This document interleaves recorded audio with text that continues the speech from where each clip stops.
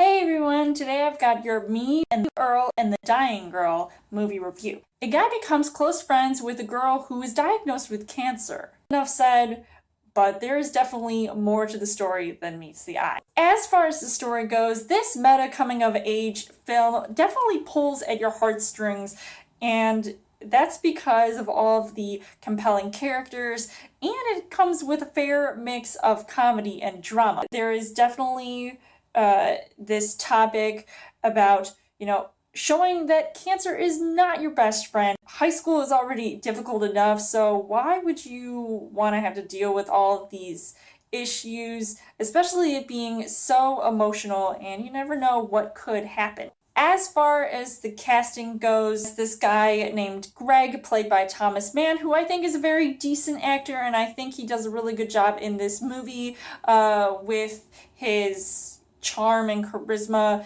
and just his personality alone. I really enjoyed watching his character, even though I would have loved to see him a little bit less. He is friends with this one girl, is played by Olivia Cooke, who I think definitely pulls off a very emotional performance as this girl who is basically fighting for her life, but she definitely tries to be in good spirits because she doesn't really want anybody to know what her whole situation is like, because I can imagine that being in high school and you want your life to kickstart from there, but then this whole thing comes into play and then you have to deal with it. It's just a really interesting dilemma, but I really love seeing the chemistry between the two lead characters, and I think it's a really cute, quirky, funny, fun, romantic movie. We've got Earl, played by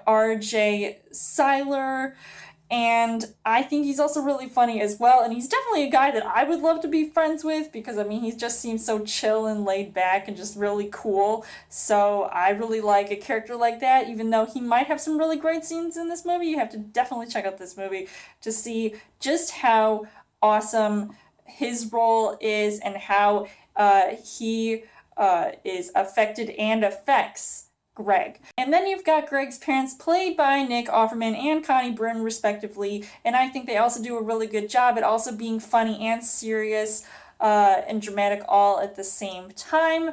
So I really like seeing that, as well as other fantastic actors in this movie. So the things that I liked about this movie, I really can't get enough of how random and funny certain scenes were, like where Greg is making all of these sort of like stop motion films, and they're just really random, but they're kind of mocking other films, and he's sort of like being creative, and so he gets the idea to make a film for his friend who's dying, and it turns into this really emotional and lighthearted film because there are just so many scenes that I definitely felt like tearing up at, and who wouldn't, because this movie definitely has those elements to it. So I am really glad that I saw this movie. Loved everything about it, and just how random the comedy was, and it really was a cute, fun film. Overall, I would say